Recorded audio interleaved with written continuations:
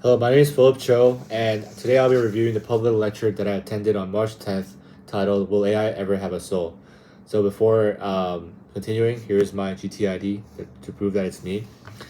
So, this panel discussion featured experts from three colleges, including Emory and Tech, including Dr. Joel Thomas, who's an expert in psychology, Dr. Harold Thorsud from philosophy, Madeline Hackney from medicine, Dr. Mark Leiber from literature and media, Dr. Pamela Pollitt from chemistry, Dr. Saltis from physics, and Dr. Audrey Sutterberg from physics and psychology.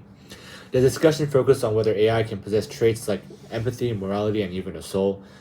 And one particularly interesting topic was the case of Google's AI Lambda, which was introduced at the start of the lecture.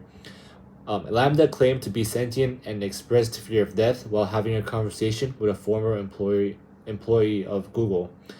And the employee, Blake Lemoine, believed that Lambda had a consciousness, and when he voiced his concerns to Google, he was fired, which started a controversy that sparked debate on AI ethics.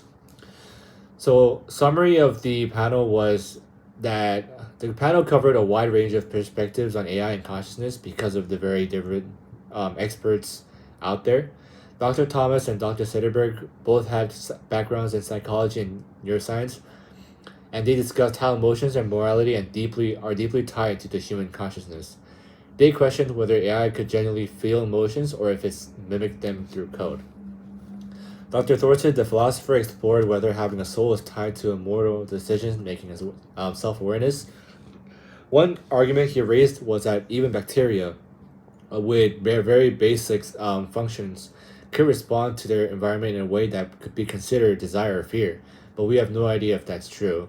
So he questioned whether AI's program responses could count as genuine emotions if even a bacteria or viruses have those same reactions. On the more technical side, Dr. Pollitt explained in a chemistry perspective. She said that humans are essentially biochemical machines. She argued that human interactions and emotions are driven by molecular reactions like dopamine, which makes us feel happy, love, or attachment. So, if AI had code that incentivized to were incentivized to act in a certain way to pursue happiness or like pursue something that's beneficial to them, could it count as happiness or could it count as having desires?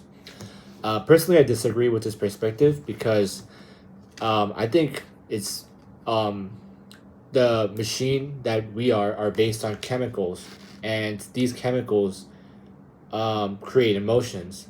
So, and I think in terms of AI, those emotions written by code, they're just basically mimicking by artificially, because humans are artificially giving them incentives. On the other hand, unless you could bring out religion, no one incentivized to feel happiness. It was um, it was just evolutionary. It was just from us to feel happy when we do things. So I think it's very different, and it's an illusion that AI could have those feelings.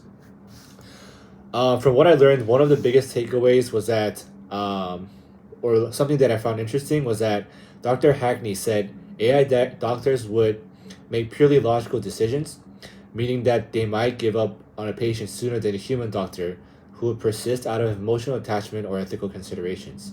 So this raises an interesting moral dilemma. Would AI make a more efficient but colder decision in life or death situations? If you had a loved one having to go through surgery, would you rather have a more efficient robot do the surgery who might give up faster than the doctor? Or would you rather have a human do the surgery who could make mistakes but are more likely to treat the patient a lot much more with love and care than the AI? I think this is a hard question to answer. And another highlight was the live AI demonstration. The audience was asking AI various questions, and while some of those answers were structured, a lot of them was very non-human like. It was very lacking. The AI didn't know what the question actually meant. It was giving out wrong answers. So I think that demonstration also proved that AI is just not ready to be like to be discussed about emotions. It's not advanced at that level. Expanding beyond lecture, I'm excited how AI would be a part of in aerospace because currently the U.S. and many other countries are working on sixth generation fighters, like the F-47 that was just announced by the president, and all these sixth generation fighters will include AI capabilities. So I'm curious how AI will play in war and how it would change how warfare is. So in conclusion, I think this lecture made me more critical about AI's potential and limitations, and I think it's a good reminder for all of us that in the future we might really have to consider how we should treat AI if it does have a consciousness. So thank you.